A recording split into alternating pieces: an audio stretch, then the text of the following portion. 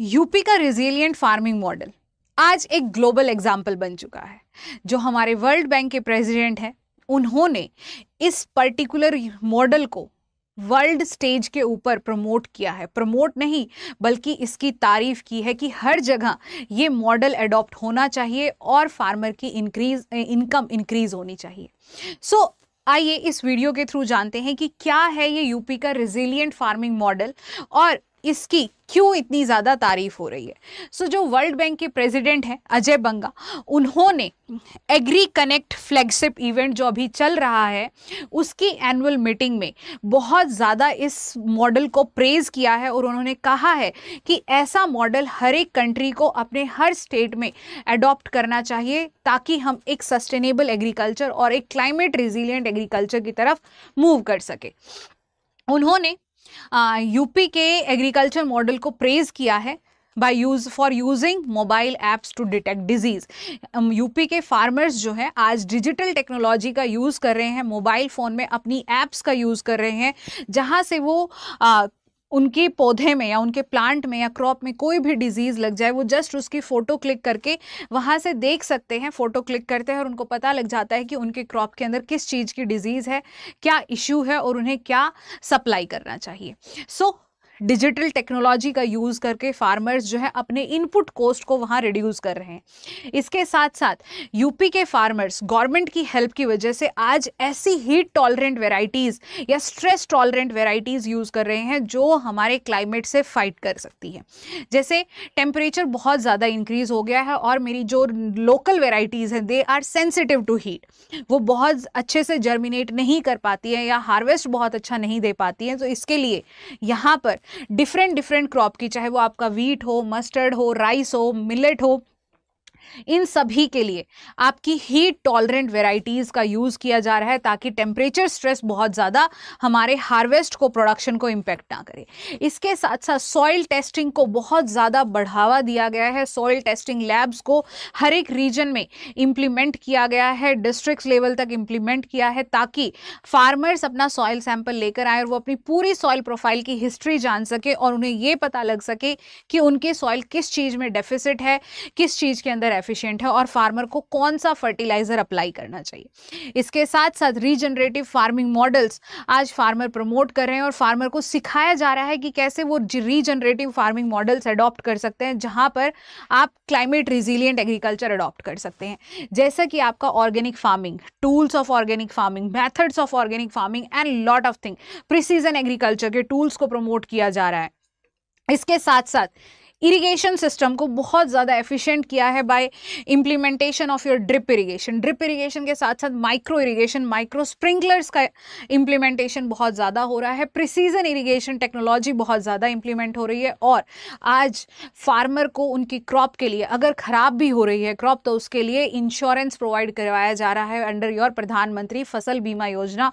और ये इंश्योर किया जा रहा है कि जितने भी फार्मर्स केसीसी में एनरोल्ड हैं सभी फार्मर आपका प्रधानमंत्री फसल बीमा योजना में भी एनरोल्ड हो और इंफ्रास्ट्रक्चर को बहुत ज़्यादा बिल्ड किया जा रहा है। इन्हीं सब चीज़ों के लिए वर्ल्ड बैंक के प्रेसिडेंट अजय बंगा ने यूपी के मॉडल को एक वर्ल्ड स्टेज के ऊपर प्रमोट किया है। उन्होंने इसको प्रेज किया है कि we all have to adopt this type of a system if we want to increase our production, if we want to make our agriculture system resilient.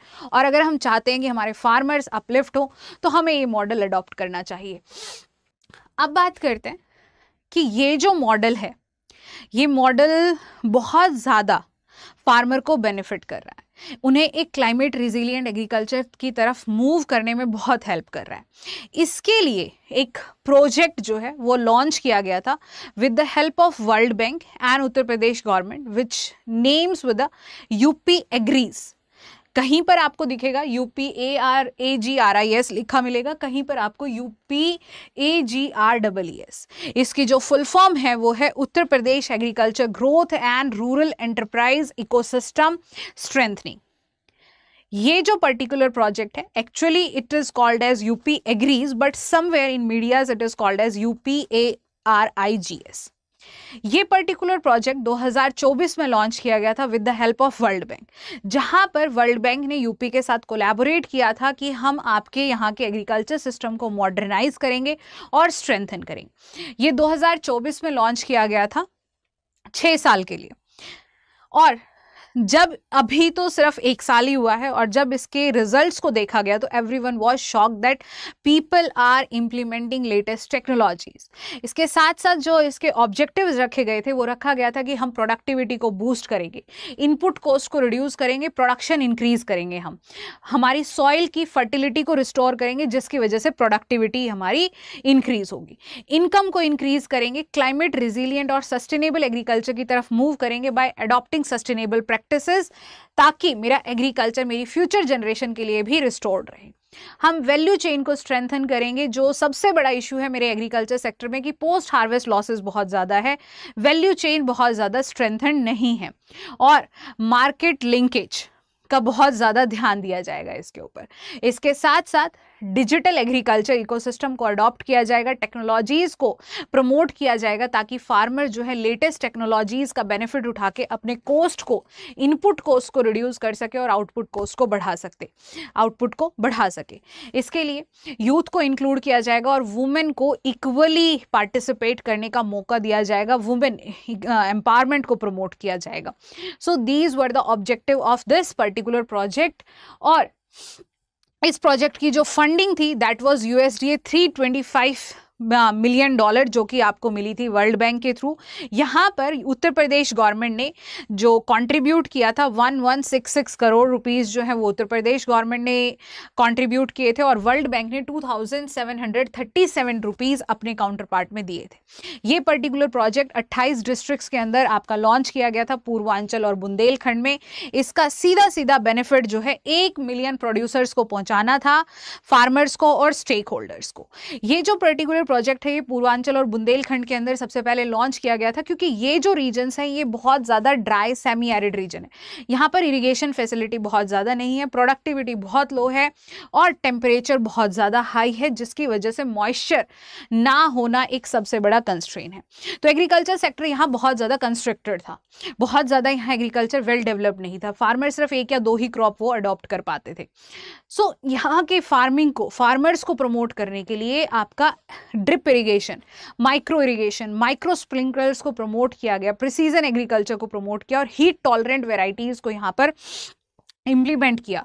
Farmer को सब्सिडाइज रेट पर heat tolerant varieties provide की गई, जिसकी वजह से production जो है कुछ ही साल में, जस्ट विद इन 1 ईयर, बहुत ज़्यादा इंक्रीज हुआ है, फार्मर्स की इनकम इंक्रीज हुई है, और साथ के साथ प्रोसेसिंग भी इसके थ्रू बढ़ी है। सो इस तरीके के मॉडल्स डिफरेंट स्टेट्स को भी अडॉप्ट करने चाहिए, स्पेसिफिकली उन रीजन में जहाँ पर एग्रीकल्चर प्रोडक्टिविटी बहुत ज़्यादा कम है।